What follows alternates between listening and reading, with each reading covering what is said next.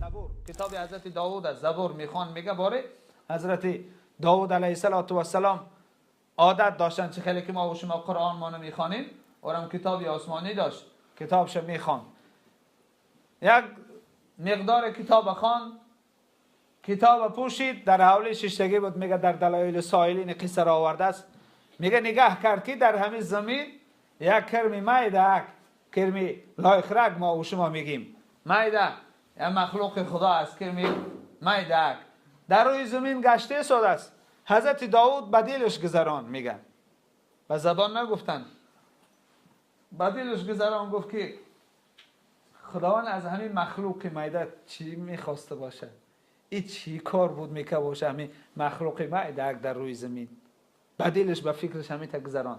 ولی بعضن کارا ما با فکرمون میگذرانیم نی. بوده بود که پروردگار مهربان دستور داد به این مخلوق مایده که ای کرم مایده، تو با داوود با زبان آدمی گپ میزنی، با امر پروردگار با داوود گپ زن. همین کرم مایده گو السلام علیک یا داوود یا نبی الله، سلام بر تو ای داوود ای پیغمبر خدا.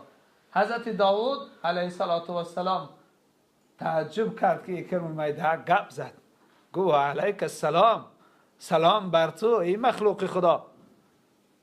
حال پرسی کردن ای کرم مایده حضرت داوود، گو حضرت داوود تو پیغمبر خدا هستی، تو نبی خدایی، وظیفه داری، کتاب میخوانی، ذکر میکنی، طاعت بندگی میکنی، اما من هم وظیفه دارم. حضرت داوود حیران شدن، گفتن تو چی وظیفه داری؟ چی کار میکنی؟ گفت من هم ذکر شبانه دارم، هم ذکر روزانه دارم. گفت عجب، تو عجب مخلوق زیبایی بودستی، هم وظیفه روزانه داری هم وظیفه شبانه ذکر خدا؟ گفت بله. گفت روز چی ذکر میکنیم، شب چی ذکر داری؟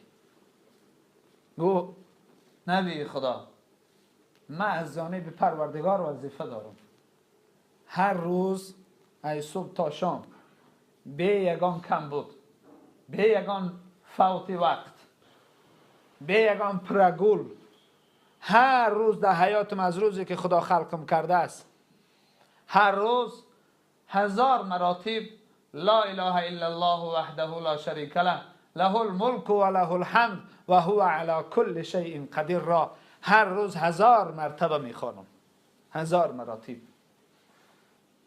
ولی ما انسانیم برادر عزیز، خدا ما وش.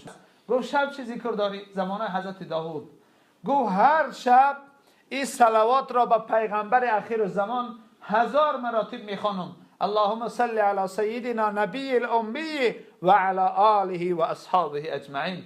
این صلوات را 1000 مراتب به پیغمبر اخیر زمان میخوانم، 1000 مراتب هر شب، خواب نکرده. اول این صلوات میگم، بعد سر میمانم خواب میکنم. مخلوقا را مالی غیر ما و شما مخلوقا خواب میکنن، استراحت دارن. این کرمکی میده گفت داوود من به خدا قسم تا هر شب 1000 مراتب به پیغمبر آخر زمان و محمد رسول الله صلی الله علیه و سلم، به حبیب خدا، به بهترین مخلوق خدا 1000 مراتب صلوات نخوانم، سر در بالین نمیمانم، سر ما در خواب نمیمانم. ما 10 صلوات هم میخوانیم بعد سر در بالین بمانیم برادر عزیز. میگیم امت پیغمبر صلی الله علیه و سلم.